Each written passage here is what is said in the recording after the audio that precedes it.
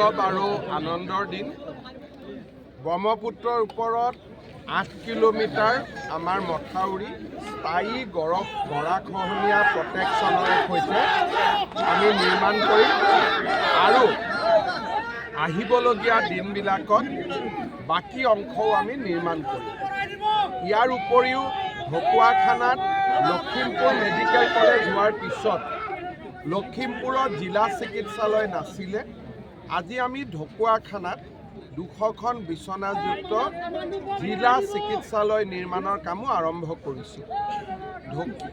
আমাৰ ঢকুৱাখানাৰ ঐতিহ্য, অসমৰ ঐতিহ্য, ফাট বিহুৰ স্থায়ী মঞ্চ অতিথিশালা নিৰ্মাণৰ বাবেও আজি আমি এখন আঁচনি আৰম্ভ কৰিছোঁ।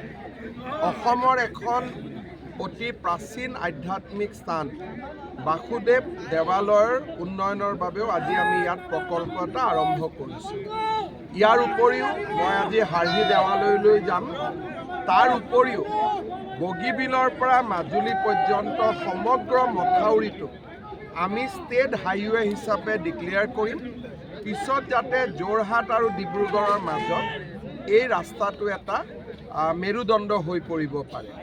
ইয়াৰ উপৰিও ঢকুৱাখানাত এখন জিলা পৰ্যায়ৰ ষ্টেডিয়াম 50 কোটি টকা আমি ঘোষণা কৰিছোঁ।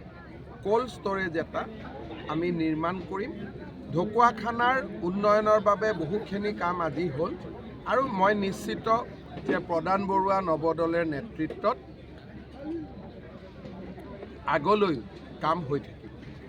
ফাট বিহু